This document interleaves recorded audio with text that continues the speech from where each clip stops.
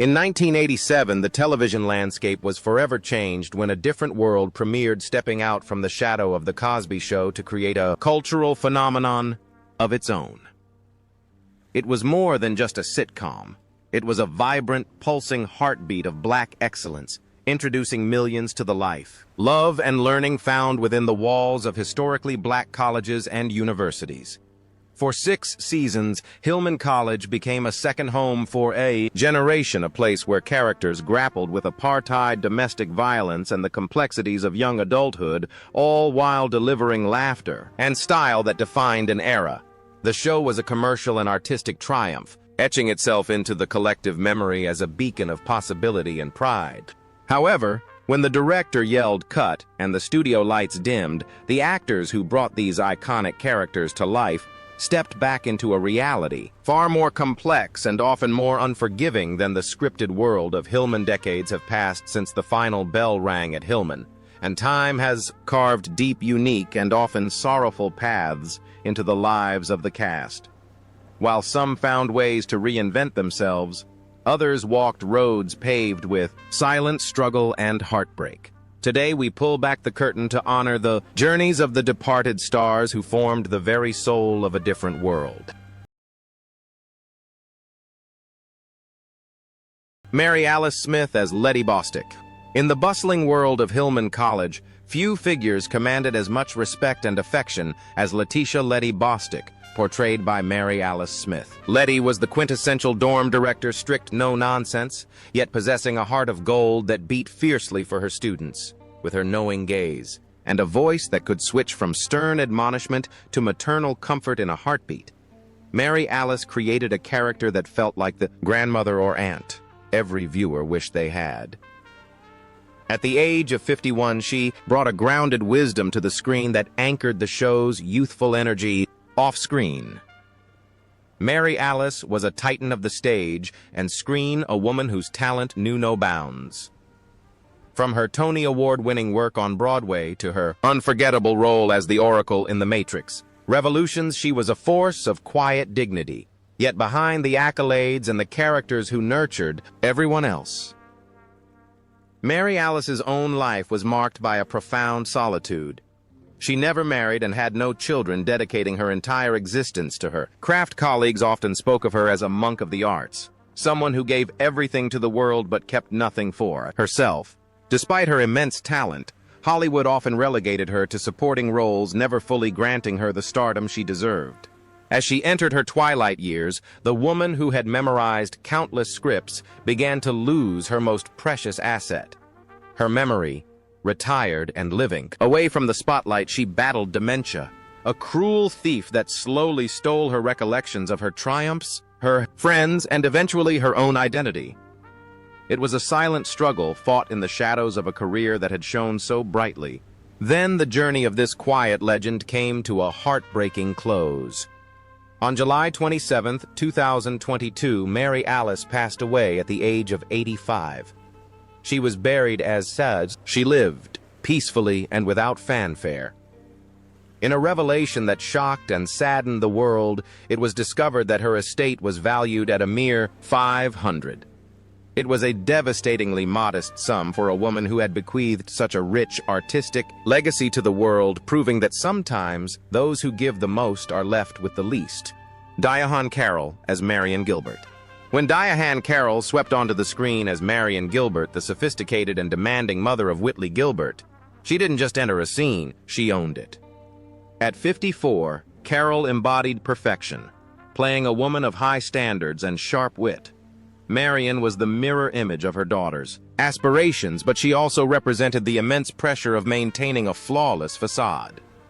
This role was a case of art imitating life for Diane Carroll was a woman who spent her entire career breaking barriers while striving for an ideal that often concealed deep personal pain. Carroll was a true pioneer, the first black woman to win a Tony Award and the first to lead a TV series in a non-stereotypical role with Julia. She was the epitome of glamour and strength. However, the price of being a trailblazer was steep.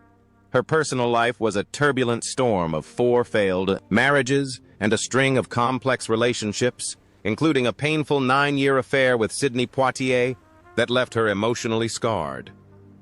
She endured the tragic death of her third husband in a car accident just 2 years after their wedding, a loss that created a void no amount of applause could fill. As she aged, the battles moved from the heart to the body. In 1997, she was diagnosed with breast cancer, a fight she waged privately and fiercely for over 2 decades. In her final years, the formidable strength she showed the world began to wane under the weight of dementia and declining health. The woman who had always been in control was forced to surrender to the frailty of the human condition. The final curtain fell on this icon of elegance on October 4, 2019. Diane Carroll passed away at her home in West Hollywood at the age of 84. While she left behind a substantial fortune, her true story is a poignant reminder of the isolation that can exist at the summit of success and the hidden emotional tolls paid by those we consider invincible.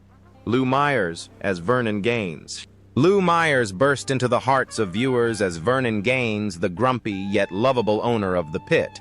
With his silver hair, distinctive booming voice, and a face that could express 1,000 grievances before breaking into a warm smile, Myers created a character that was the culinary and comedic grandfather of Hillman College. Joining the show at 53, he became an essential part of the fabric of a different world, representing the blue-collar wisdom and tough love that grounded the students' lofty dreams. In reality, Lou Myers was a man of deep artistic integrity, a veteran of the stage who breathed life into the complex plays of August Wilson, yet the warmth of Mr. Gaines' kitchen was a stark contrast to the cold reality of Myers' financial struggles. Despite his fame and critical acclaim, the life of a character actor did not bring him security. He faced periods of extreme poverty, at times teetering on the brink of homelessness. His devotion to art often came at the expense of personal stability. His marriage crumbled, and he endured a painful decades-long estrangement from his only son. The final chapter of his life was a testament to the harshness of the American healthcare system and the fragility of aging alone. Ravaged by diabetes, his body began to fail him. A stroke cruelly robbed him of his most powerful instrument, his voice, silencing the boom that had commanded so many scenes. He spent his last days dependent on medical care, far removed from the laughter of the pit. On February 19, 2013, the lights went out for Lou Myers. He died at Charleston Medical Center at the age of 77. He passed away without his wife or son by his side, with an estate valued at less than $500. It was a tragic, quiet end for a man who had brought so much noise and joy to the world. Ron O'Neal as Mercer Gilbert. Ron O'Neal stepped into the role of Mercer Gilbert Whitley's wealthy and imposing father, bringing a sense of gravitas and complexity to the screen. At 51, his portrayal of a successful protective father offered a counter-narrative to the prevailing stereotypes of black fatherhood. However, for O'Neal, this role was a rare bright spot in a career that had been haunted by his greatest success. In 1972, O'Neal became an instant icon as Priest in Superfly. It was a role that defined cool, but it became a golden cage Hollywood in its myopia refused to see him as anything other than a street hustler or a gangster. The industry that celebrated his charisma simultaneously stifled his range, typecasting him in a way that deeply wounded his artistic soul. Beneath the surface of the handsome leading man lay a deep sadness. His personal life suffered. As his career stagnated, 2 marriages ended in divorce, he had no children, and he battled bouts of depression born from unfulfilled potential and the bitterness of being boxed in.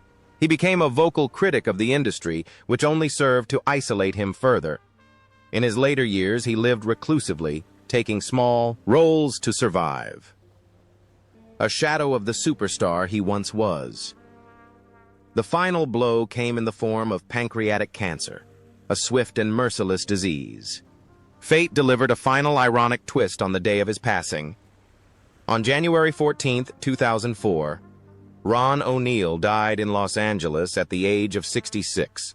It was the exact same day that Superfly was re-released on DVD, celebrating the role that had both made and unmade him. He died with almost no money to his name, leaving no lineage behind, a tragic figure who gave the world an icon but lost himself in the process.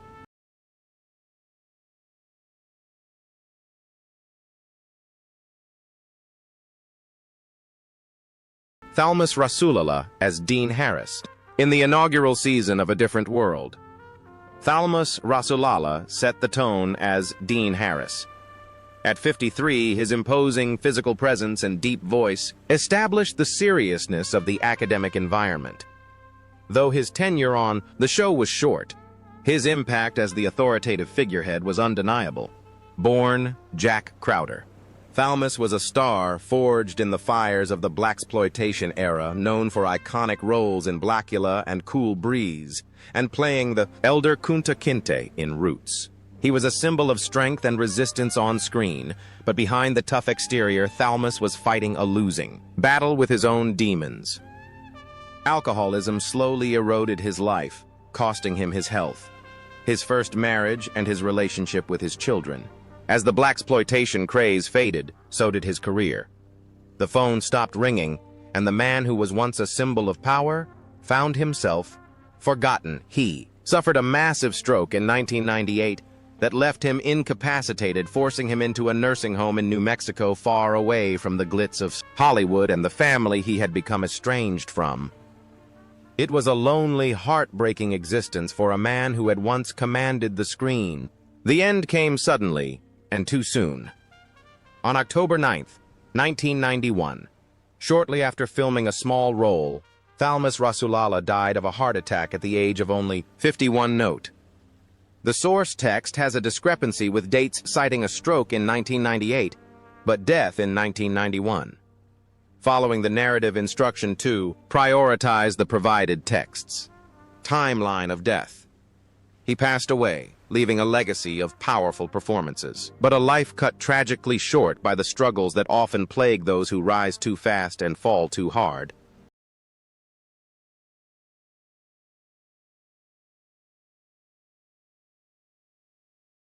Roscoe Lee Brown as Dr. Barnabas Foster. Roscoe Lee Brown brought an air of supreme intellect and dignity to Hillman College as Dr. Barnabas Foster. At 66, his baritone voice, often described as sounding like mink fur, and his command of language intimidated and inspired the students. In equal measure, he represented the pinnacle of black academia, a man of letters who demanded excellence. The man behind the professor was even more impressive. Roscoe Lee Brown was a true Renaissance man, a poet, a former track star, and a classically trained actor. However, his journey was defined by a feeling of displacement. He was often told he was too dark for some roles, yet his polished, mid-Atlantic diction was deemed too white for others. He existed in a liminal space, too refined for the stereotypes Hollywood wanted to peddle, and too black for the establishment to fully embrace. Brown led a life of solitude. He never married, never had children, and kept his private life fiercely guarded. He found his companionship in literature and the theater, dedicating himself to the spoken word. But the voice that had been his passport through life, the voice that had resonated from Shakespeare in the Park to The Cosby Show, was eventually silenced by stomach cancer. The disease stripped him of his strength and his ability to project that magnificent sound. On April 11, 2007, the class was dismissed for the final time. Roscoe Lee Brown passed away at Cedars-Sinai Medical Center in Los Angeles at the age of 84. While he left behind a modest fortune, his true legacy was the dignity he fought for and maintained in an industry that often tried to strip it away. Richard Roundtree as Clinton Reese. When Richard Roundtree appeared as Clinton Reese, a mentor figure offering sage advice, he brought with him the weight of cinema history. At 47, he didn't need to do much to command respect. He was, after all, the man who had been Shaft as Clinton Reese. He showed a softer, more mature side, distinct from the leather-clad action hero of his youth. Roundtree was the first black action hero, a cultural revolutionary who changed how black men were perceived on screen. But the shadow of John Shaft was long and inescapable. While it gave him a career, it also trapped him in a box of hypermasculinity that was hard to break. His real-life battle, however, was one that challenged that very concept of masculinity. In 1993, he was diagnosed with male breast cancer, a disease so rare and stigmatized that many men suffered in silence. Roundtree, however, chose to fight openly. He underwent a double mastectomy and chemotherapy, becoming a quiet advocate and redefining what it meant to be a strong man. He continued to work tirelessly, appearing in hit shows and films well into his later years, always bringing that signature cool. But the cancer eventually returned, this time attacking his pancreas. On October 24, 2023, the original Bad Mother, Shut Your Mouth, was silenced. Richard Roundtree died at his home in Los Angeles at the age of 81. He left behind a legacy that transcended acting. He was a symbol of pride, a survivor, and a man who taught the world that true strength lies in vulnerability. Robert Guillaume as Dean Winston. Robert Guillaume joined a different world in its 5th season as Dean Winston, bringing a warmth and fatherly wisdom that the show needed during a time of transition. At 64, Guillaume was already television royalty, known to the world as Benson. His role as Dean Winston was small, but it was delivered with the effortless grace of a master craftsman. Guillaume's life was a testament to resilience. Born into poverty and abandoned by his mother, he fought his way up from the streets of St. Louis to the heights of Broadway and Hollywood. He broke racial barriers, winning Emmys and voicing the wise Rafiki in The Lion King, but his smile hid a river of tears. He buried a son who died of AIDS in 1990, a grief that he carried in silence. Then, in 1999, his own body betrayed him. He suffered a massive stroke on the set of Sports Night. The stroke should have ended his career. Instead, Guillaume relearned how to walk and talk, returning to the screen with a vulnerability that only added to his greatness. He continued to work, refusing to let his physical limitations define him. However, even the strongest fighters must eventually rest. On October 24, 2017, Robert Guillaume passed away at his home in Los Angeles from complications of prostate cancer. He was 89 years old. He left the world not just as a beloved actor, but as a man who had stared down adversity time and time again and always found a way to smile back. Art Evans as Mr. Johnson. Art Evans appeared briefly but memorably as Mr. Johnson, the kind and humble father of Ron Johnson. At 48, he perfectly encapsulated the spirit of the quiet, hard-working father figure, a man of few words but deep love. This role was emblematic of Evans' career. He was the consummate character actor. The face you knew from Die Hard 2 or A Soldier Story, even if you didn't know his name. Evans was a musician and a storyteller, a man who built a 50-year career on reliability and skill. He was never the flashy star, but the solid ground upon which scenes were built. Yet the life of a working actor is often a lonely one, following a failed marriage and estrangement from his children. Evans lived a solitary life. He was a man who gave his energy to the camera, leaving little for his own home. In his final years, he battled diabetes, a disease that slowly chipped away at his vitality. He lived in a small apartment far from the luxury one might expect, dependent on doctors and fading from the public consciousness. There were no headlines, no fanfares. On December 21st, 2024, Art Evans passed away from complications of diabetes. He was 82 years old. His death went largely unnoticed by the major press, a silent ending for a man who had been a silent pillar of black cinema. His estate was modest, but his contribution to the tapestry of film was invaluable. Rosalind Cash as Dean Hughes. Rosalind Cash arrived at Hillman as Dean Hughes, a character who embodied authority and grace. At 51, she portrayed the stern headmaster with a sharp eye and an even sharper wit, representing the backbone of the institution. Her performance was a masterclass in portraying the strong, educated black woman who refuses to suffer fools. Off-screen, Rosalind Cash was a woman of mystery and fierce independence. She was a legend of 1970s cinema, starring in The Omega Man and refusing to play stereotypical roles of maids or victims. Yet, despite her undeniable presence and talent, she was often overlooked for leading lady status, relegated to being the most powerful person in the background. Her private life was a fortress she never married and had no children in. She refused to let the public into her inner world. She was described as a lone wolf, a woman who found solace in her own company and her art. When cancer struck, she handled it with the same steely resolve she applied to her career. She told almost no one, refusing pity or charity. She continued to work, hiding her pain behind the professionalism that had defined her life. On October 31st, 1995, the silence became permanent. Rosalind Cash passed away in Los Angeles, just 2 months shy of her 57th birthday. There was no massive funeral, no public spectacle. She died as she had lived, on her own terms, keeping her mystery intact until the very end.